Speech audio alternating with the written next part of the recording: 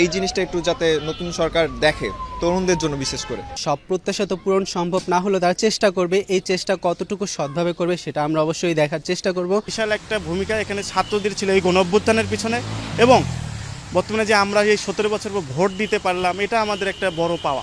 নারীদের চাওয়া পিছুটান থেকে বেরিয়ে সমাজের সকল ক্ষেত্রে সমান অংশগ্রহণের পরিবেশ। মেয়েদের দিকটা দেখে, কারণ মেয়েরা কোনো অংশ এখন পিছায় নয়, সব কাজের ক্ষেত্রে মেয়েরা ভূমিকা রাখছে। বের হইতে ভয় পায় বাসা থেকে, ঠিক আছে? এটা কেন ভয় পায়?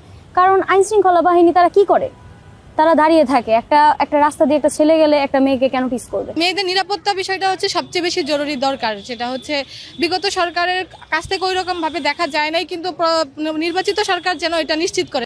18 কোটি মানুষের সংসদে সরকারকে ভাবতে হবে কাজের খোঁজে হাওড় ছেড়ে ঢাকায় আসা 4 সন্তানের বাবার কথাও। আমার তো আপনার ডায়াবেটিস, হার্টের সমস্যা আছে, এরপরে আপনার প্রেশার আছে, হ্যাঁ, এতে তো আমাদের চলতে তো হিমশিম খেতেই হয়। হাই স্কুল পর্যন্ত যদি সুন্দর করে ভালো করে আমাদেরকে বরণ পোষণ বলতে কতটুকুই কষ্টটা আপনার যেন আমাদের সীমিত হয়। গ্যাস এবং পানির যদি সচরাচর রাখে তাহলে আমাদের মনে করেন যে এলপি গ্যাস কিনে বর্তমানে একটা গ্যাসের দাম আছে 1450 টাকা, আমি বর্তমানে কিনে 2900 টাকা দিয়ে।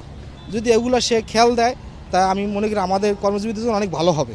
আমরা কোনো শৃঙ্খল, কোনো গ্যাঞ্জাম, কোনো দিয়াবাজি, চাঁদাবাজি এই সে অনেক কিছু আমরা দরকার নাই। আমরা শান্ত সুস্থ থাকলেই আমরা শান্ত।